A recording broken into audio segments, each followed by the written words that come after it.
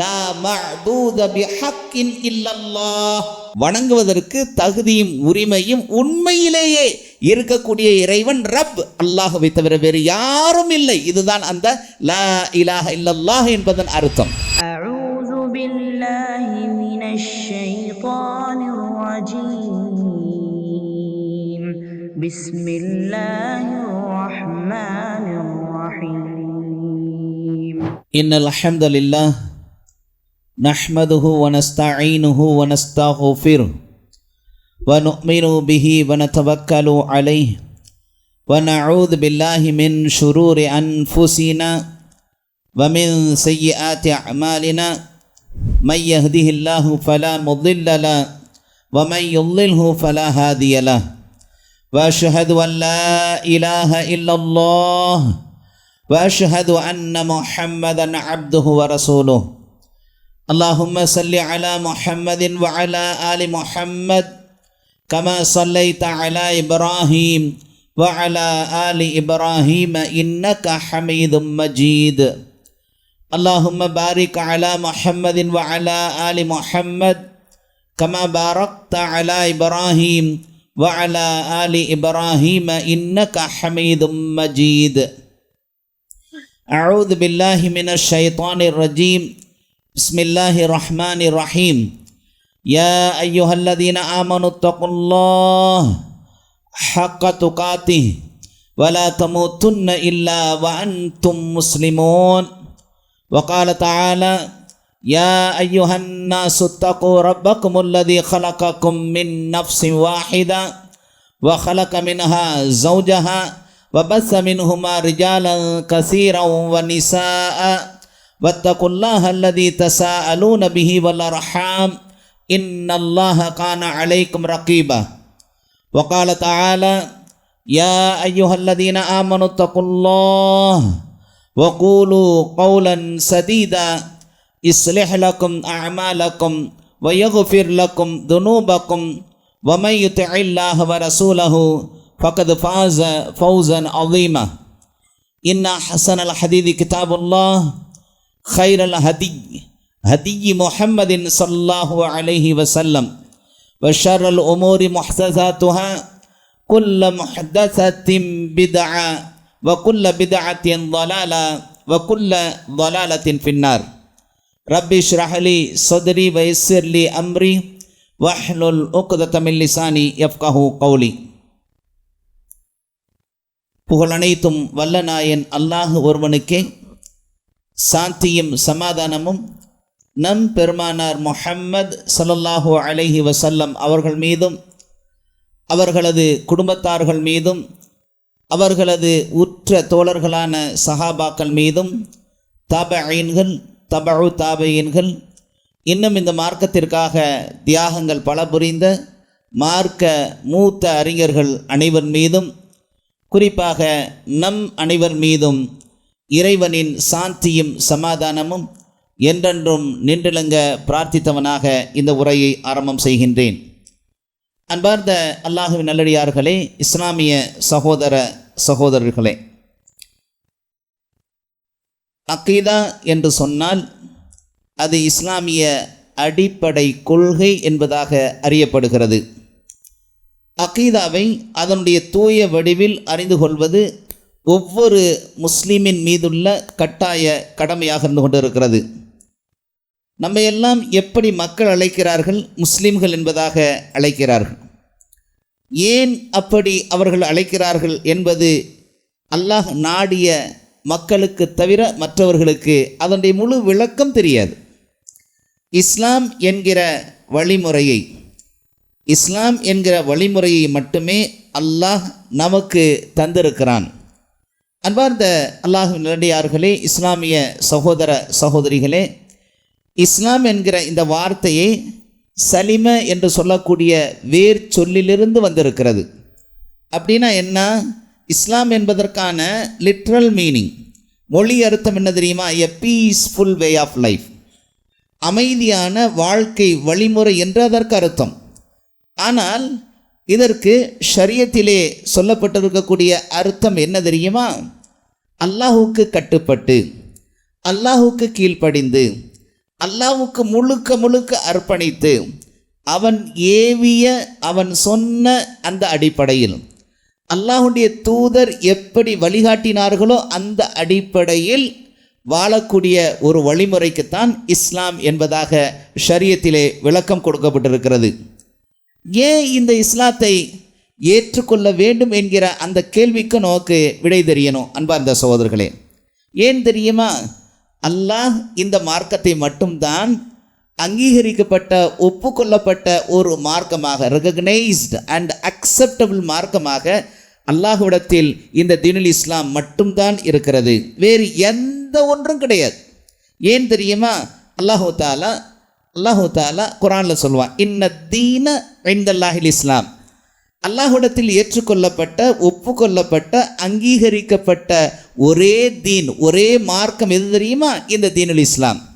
ஆகவே அன்பார்ந்த சகோதரர்களே, அல்லாஹுவால் அங்கீகரிக்கப்பட்டது. ஏன் அல்லாஹ் இதை அங்கீகரிக்கிறான்? ஏன் அல்லாஹ் இதனை ஒப்புக்கொள்கிறான்? ஏன் தெரியுமா?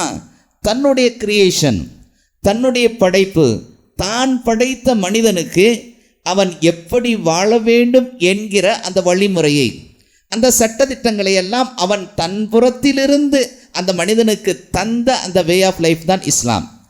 அல்லாஹ் சும்மா விட்டுறல. படைத்த மனிதனை எப்படி வேண்டுமானாலும் வாழ்ந்து கொள்ளலாம் என்று, அவனை எப்படி வேண்டுமானாலும் வாழ்ந்து கொள்ளலாம் என்று விட்டுவிடலை. அல்லாஹு தாலா, நீ இப்படித்தான் வாழணும், உன்னை படைத்த எனக்குத்தாண்டா தெரியும், நீ எப்படி வாழ வேண்டும் என்கிற அந்த வழிமுறையை நான் உனக்கு தந்திருக்கிறேன். அதனை ஏற்று அதற்கு கட்டுப்பட்டு எனக்கு முழுக்க முழுக்க கீழ்ப்படிந்து நான் சொன்ன அடிப்படையில் வாழ்ந்தால் உனக்கு இன்பகரமான வாழ்க்கை, சந்தோஷமான வாழ்க்கை இந்த உலகிலும் மறு உலகிலும், உன்னுடைய மௌத்துக்கு பின்னால் இருக்கக்கூடிய அந்த வாழ்க்கையிலும் நீ வெற்றி பெறுவாய், சந்தோஷமாக இருப்பாய் என்பதாக அல்லாஹு தாலா இந்த தீனை நமக்கு தந்திருக்கிறான். ஆகவே அன்பார்ந்த சகோதரர்களே, நாமெல்லாம் முஸ்லீம்கள். நாமெல்லாம் யார்? முஸ்லீம்கள். முஸ்லீம்கள்னா யார்?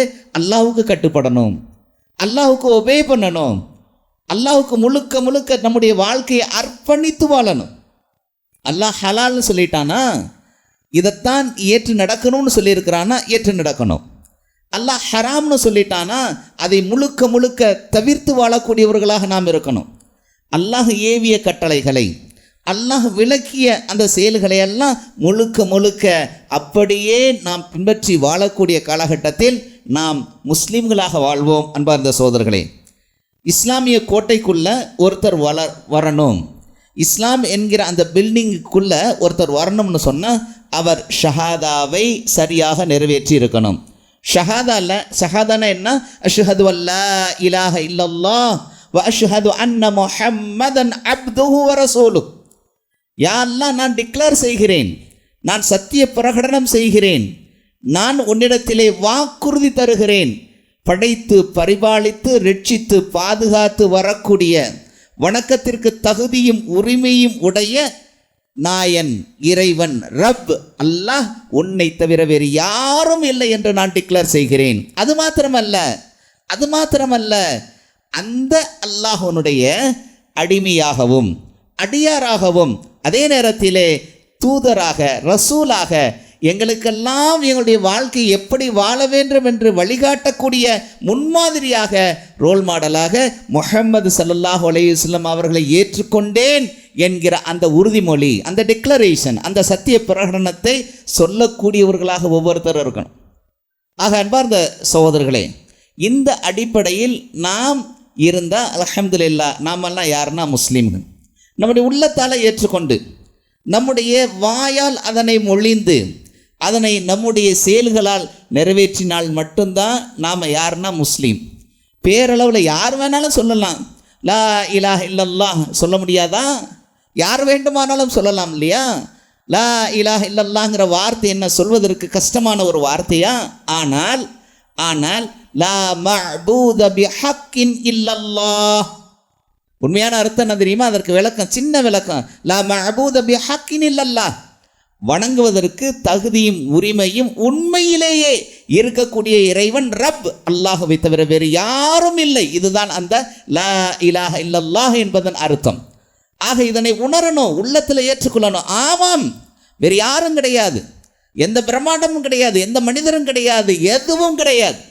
அல்லாஹ் மட்டுமே வணங்கி வழிபட தகுதியும் உரிமையும் படைத்தவன். அவனுக்கு மட்டுமே கீழ்ப்படிவேன், அவனுக்கு மட்டுமே கட்டுப்படுவேன், அவனுக்கு மட்டுமே என்னுடைய வாழ்க்கையை அர்ப்பணித்து வாழுவேன் என்கிற அந்த ஷஹாதா, அந்த ஒரு லா இலாஹ இல்லல்லாஹ் என்கிற இந்த வார்த்தையை என்ன செய்யணும்? உள்ளத்தில் ஏற்றுக்கொண்டு வாயால் சொல்லி தன்னுடைய டே டு டே லைஃப்பில் நடக்கக்கூடிய அனைத்து செயல்களிலும் அதனை நிரூபிக்கக்கூடிய வகையில் வாழக்கூடிய ஒரு மனிதனுக்கு பேர் தான் முஸ்லீம். ஆக அன்பார்ந்த சகோதரர், இந்த அடிப்படையில் நம்ம வாழ்கிறோமா?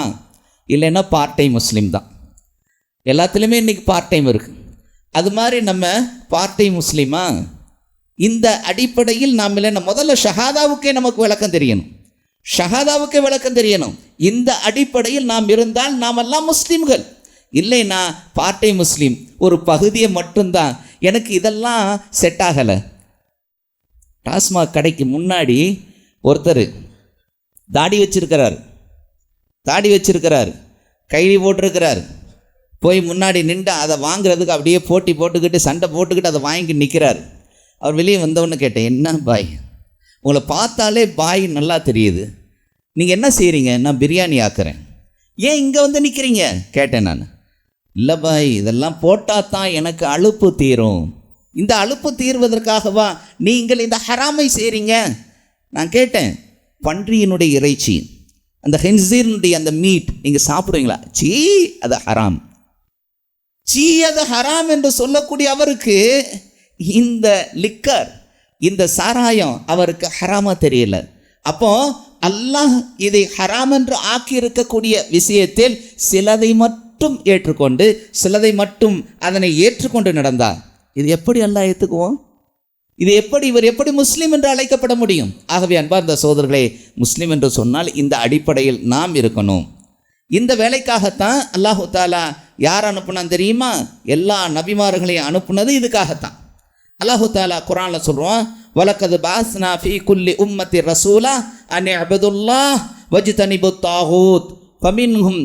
அல்லாஹு தாலா என்ன சொல்றான்? ஃபமின்ஹும் மன் ஹதல்லாஹு வமின்ஹும் மன் ஹக்கத் அலைஹி ضلاலஹ் ஃபஸீரு ஃபில் அர்லி ஃபன்துரு கைஃப கான ஆகிபத்துல் லில் முகذிபீன். அல்லாஹு தாலா குர்ஆன்ல சொல்றான்.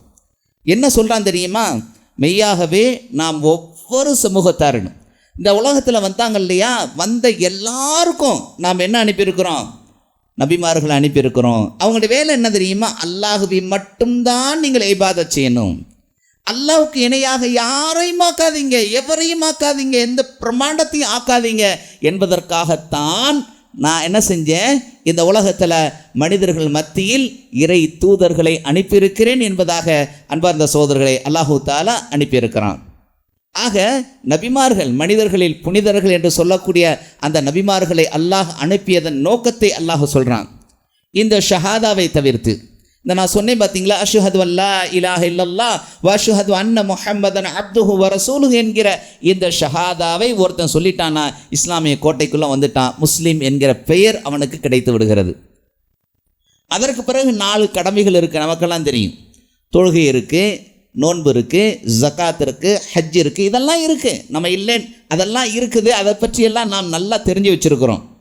ஆக இந்த இஸ்லாமிய மார்க்கத்திற்குள் நுழைந்த நமக்கு இதனுடைய அடித்தளம் ஒன்று இருக்குது. அன்பார்ந்த சகோதரர்களே, இந்த இஸ்லாம் என்கிற இந்த மார்க்கத்தின், இந்த கோட்டையின், இந்த பில்டிங்கின் பேஸ்மெண்ட் எது தெரியுமா?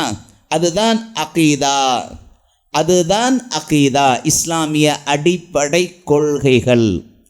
ஆக அன்பார்ந்த சகோதரர்களே, இந்த கொள்கையை தெரியலன்னு வச்சுக்கோங்களேன், அந்த முஸ்லீம் சரியான வாழ்க்கையை வாழ முடியாது.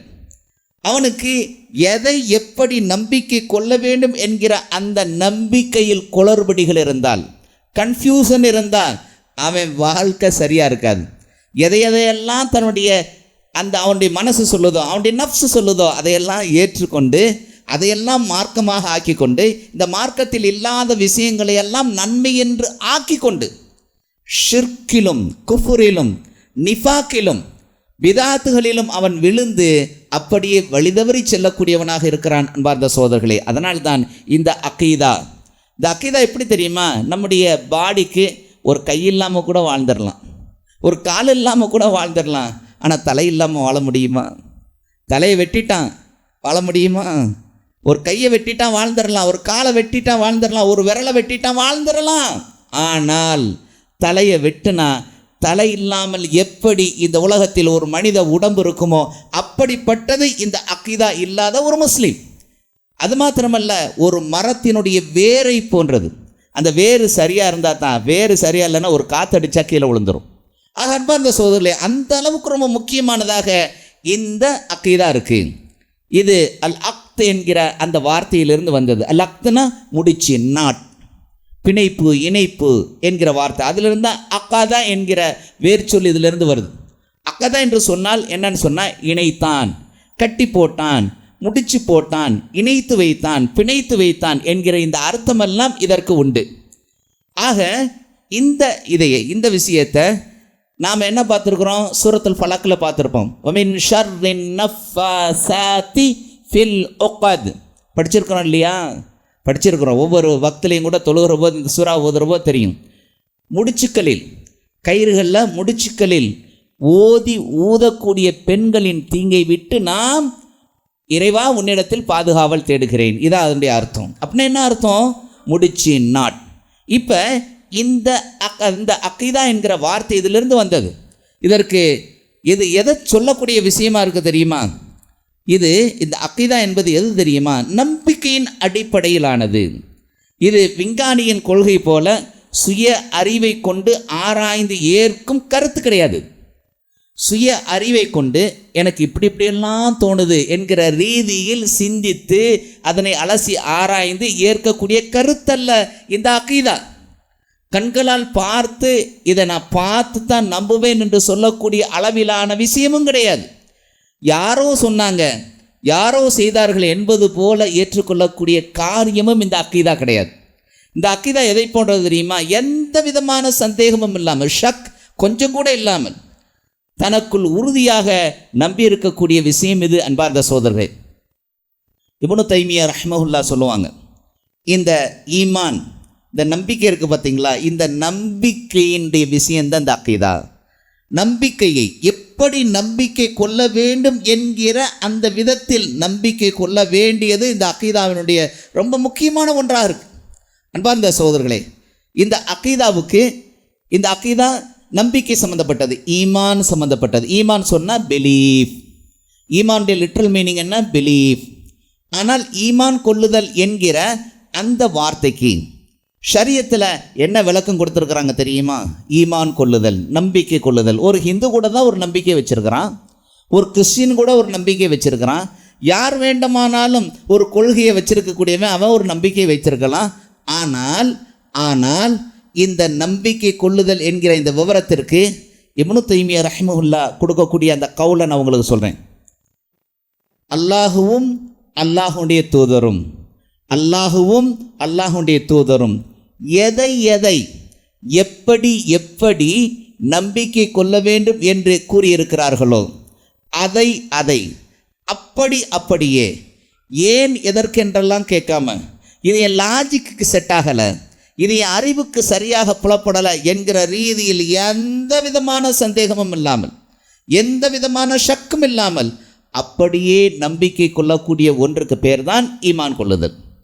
அன்பார்ந்த சகோதரர்களே, நாமெல்லாம் பார்ப்போம், நரகத்தில் அல்லாஹு தஆலா இந்த தண்டனைகளை வச்சிருக்கிறான், சொர்க்கத்தில் இப்படிப்பட்ட கனிகள் இருக்கிறாங்க, ஹூருலீன்கள் இருக்கிறாங்க. இதையெல்லாம் நம்ம பார்க்குறோம். பார்த்த உடனே இப்படியெல்லாம் இருக்க சான்ஸ் இருக்கா என்கிற ஷக், சந்தேகம் வந்தால், என் அறிவுக்கு இதெல்லாம் சரியாக புலப்படலை என்கிற ரீதியில் அதனை நம்பாமல் இருந்தால் நாம் என்ன செஞ்சிட்டோம்? முஃமின் கிடையாது. அல்லாஹுவும் அல்லாஹுடைய தூதரும் எந்தெந்த விஷயங்களை எப்படி நம்பிக்கை கொள்ள வேண்டும் என்று சொல்லியிருக்கிறார்களோ அதை அப்படியே நம்பிக்கை கொள்ளணும். இது விஞ்ஞானத்தின் அடிப்படையில் இல்லை. அன்பார்ந்த சோதரர், ஒன்றை நான் இங்கே சொல்ல நான் கடமைப்பட்டிருக்கிறேன். அறிவியல் உண்மைகளுக்கு எப்படிப்பட்ட உண்மைகள் தெரியுமா? ஆய்ந்து அறிந்து ஆய்வுகளால் நிரூபிக்கப்பட்ட அந்த உண்மைகளுக்கு இஸ்லாம் மாறுபடலை. இஸ்லாமிய அந்த கருத்துக்களுக்கு எது மாறுபடலை? எக்ஸ்பிரிமெண்டலி ப்ரூவ்ட் என்று சொல்லக்கூடிய அந்த விஞ்ஞான அந்த ஆய்வு முடிவுகள் இஸ்லாம் சொல்லக்கூடியதை அப்படியே அது நடைமுறையில் அதை ஏற்றுக்கொள்கின்றன, அவை ஏற்றுக்கொள்கின்றன. ஆனால் ஹைபாத்தீசிஸ் கற்பிதல் கொள்கை என்று சொல்லக்கூடிய டார்வினுடைய கொள்கை என்ன? Hypothesis. It is not a proved one. அது ப்ரூவ்டு கிடையாது, நிரூபிக்கப்பட்ட உண்மை கிடையாது. இன்றைக்கு வரைக்கும் முயற்சி செஞ்சுக்கிட்டு இருக்கிறாங்க, ஆனால் நிரூபிக்க முடியலை. இப்படி சயின்ஸில் நிறைய ஹைபோதீசிஸ் இருக்குது. அந்த ஹைபோதீசிஸ் எல்லாத்துக்கும் அவை இஸ்லாத்திற்கு முரண்படலாம். ஆனால் அந்த ஹைபோதீசிஸ் நிறைய சொல்லிக்கிட்டே போகலாம்.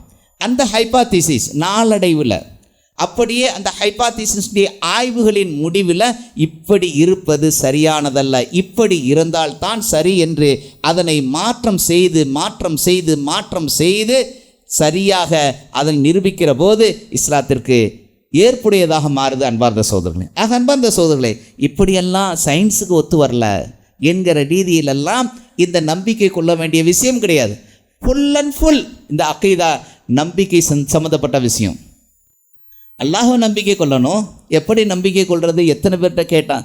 எங்கள் கிளாஸில் மாணவர்கள்ட்ட நான் நிறைய பேர்கிட்ட கேட்டிருக்கிறேன், எப்படிப்பா அல்லாஹ்வை நம்பிக்கை கொள்வோம் சார், அல்லாஹ் சரியாக நம்பிக்கை கொள்வோம் சார், ரொம்ப சரியாக நம்பிக்கை கொள்வோம். எப்படிப்பா நம்பிக்கை கொள்வோம்? ஒரு சிலர் அல்லாஹுவை ஏகன் ஒருவன் என்று நம்பிக்கை கொள்வோம். எப்படி ஏகன் ஒருவன் என்று நம்பிக்கை கொள்கிறார்? அல்லாஹ் நாடிய ஒரு சிலரை தவிர மற்றவர்களுக்கெல்லாம் அந்த விளக்கமே தெரிகிறது கிடையாது. வஹத யுவஹிது தௌஹீதன், அல்லாஹ் மட்டுமே ஏகன், அவன் மட்டும்தான் ஏகன். அவனது செயல்களிலும் அவன் ஏகன், நம்முடைய செயல்களிலும் அவன் ஏவன். அவனுக்கு இருக்கக்கூடிய பண்புகள், பெயர்கள், இவற்றிலெல்லாம் அவன் மட்டுமே ஏகன் என்கிற அந்த விஷயங்கள் எதுவுமே தெரியாது. ஆமாம் வந்த சோதர்களே, தெரியாது. நம்மில் பலருக்கு தெரியாது. அல்லாஹ்வை எப்படி நம்பிக்கை கொள்ள வேண்டும் என்கிற அந்த விஷயங்கள் நமக்கு தெரியாத ஒரு நிலையில் தான் வாழ்ந்து கொண்டு இருக்கிறோம். நிறைய பேர் அப்படி தான் இருக்கிறாங்க. நான் பல பேரை கேட்டிருக்கேன், கேட்டு அப்படியே மனசு நொந்து போன நிலையில் நான் இருந்திருக்கிறேன். மலக்குகள்னா யார்? மலக்குகளுடைய எங்கிருந்து எதிலிருந்து படைக்கப்பட்டாங்க? அவர்கள் என்னென்ன கேரக்டர்கள் அவர்களுக்கு உண்டு என்று கேட்டால் யாருக்கும் தெரியாது. ஏன்னா இந்த அர்கானுல் ஈமான் என்று சொல்லக்கூடிய ஈமானின் 6 நம்பிக்கைகள், அல்லாஹின் மீது நம்பிக்கை, அதே மாதிரி மலக்குகளின் மீது நம்பிக்கை, அதே மாதிரி வேதங்களின் மீது நம்பிக்கை, நபிமார்களின் மீது நம்பிக்கை, யௌமுல் கியாமா என்று சொல்லக்கூடிய மறுமை நாளின் மீதான நம்பிக்கை, விதி நல்லதோ கெட்டதோ இவையாவும் அல்லாஹின் புறத்திலிருந்து தான் ஏற்படுகிறது என்கிற அந்த நம்பிக்கை. இல்லை, விதியில் நம்பிக்கையில் மோசம் போனவங்க நிறைய பேர் இருக்கிறாங்க விதியை பற்றி பேசுகிற போது. அன்பார்ந்த சகோதரர்களே, இந்த விஷயங்களை அல்லாஹும் தூதரும் எப்படி நம்பிக்கை கொண்டாங்களோ இதனை சஹாபாக்கள், தாபியன்கள், தபவு தாபியன்கள் இதையெல்லாம் விளக்கி அழகாக நமக்கு சொல்லியிருக்கிறாங்க. இப்படி இந்த விஷயத்தில் சரியான நம்பிக்கையை கொள்ள வேண்டிய கட்டத்தில் நாம் இருக்கிறோம். அப்படி இல்லைன்னா நம்முடைய பேர் என்ன கிடையாது தெரியுமா? மீன் கிடையாது. அப்படி நம்பிக்கை கொண்டிருந்தால் அந்த முஸ்லீமின் பேர் என்ன தெரியுமா? மீன். ஆக இந்த மீனாக ஒரு முஸ்லீம் ஆக வேணும்னு சொன்னால் தெளிவாக, மிக சரியா, எந்த விதமான சந்தேகமும் இல்லாமல் மிக நல்ல முறையில் நம்பிக்கை கொண்டிருந்தால் அவன்தான் மீன். ஆக அன்பார்ந்த சகோதரர்களே, மலக்குகளான மீதான நம்பிக்கை எப்படி இருக்கணும் தெரியாது. சரி, கிதாபுகள்னு சொல்கிறாங்களே, கிதாபுகள்னால் என்ன? நமக்கு தெரிஞ்ச கிதாபெல்லாம் இந்த குரான் மட்டும்தான். அந்த குரானை எப்படி தெரியும்? கொஞ்சம் ரமலாண்டி மாதத்தில் எடுத்து படிப்போம். அதை படிக்கிறதில் ஆர்வம் காட்டுவோம். அது முதல் நாள் 2 ஜூஸ் கூட ஓதுவோம். ஒரு 5 நாள் கழித்ததுக்கப்புறம் 1 ஜூஸ் ஓதுறது பெரிய விஷயம். அதுக்கப்புறம் ஹாஃப் ஜூஸ், அதுக்கப்புறம் குவார்ட்டர் ஜூஸ். ஒரு 15-20 நாள் கழிக்கிறதுக்குள்ளே அதை ஓதுறதில் 1 ஐனு 2 ஐனில் நின்றோம். கடைசியில் தாஹ்ராத் என்று சொல்லக்கூடிய கடைசி 10 இரவுகளில் கொஞ்சம் மறுபடியும் தொடுவோம். அது முடிஞ்ச உடனே தூக்கி மேலே தூக்கி வச்சுருவோம். என்னைக்கெல்லாம் தோணுதோ, மனசுக்கு தோணுன்னா அதை எடுத்து படிப்போம். இந்த முறையில் தானே நாம் இந்த குரானை அணுகிட்டு இருக்கோம். அந்த குரானை எப்படின்னா, குரானுக்கு முன்னுள்ளான அந்த வேதங்களை பற்றி அந்த விளக்கங்கள் தெரியாது. நபிமார்கள்னால் யார்? ரசூல்மார்கள்னு சொல்கிறாங்களே, நபிமார்கள் யார்? 2 பேருக்கு வித்தியாசம் இருக்கா? இல்லை சேம் தானா? தெரியாது. ஆக அன்பார்ந்த சகோதரர்களே, அது மாத்திரமல்ல, யௌமுல்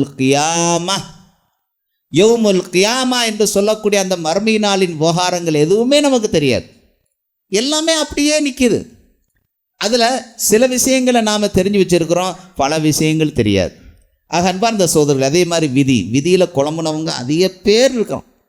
ஆக இதையெல்லாம் இந்த அஹ்லு சுன்னா வல் ஜமா என்று சொல்லக்கூடிய இந்த நபி ஸல்லல்லாஹு அலைஹி வஸல்லம் அவர்களுடைய தோழர்கள், தாபீன்கள், தபஉ தாபீன்கள், இவர்களுடைய வழியில் வந்த அந்த மக்கள் மிக தெளிவான ஒரு அகீதாவை மிக அழகான முறையில் நமக்கு விளக்கி சென்றிருக்கிறாங்க.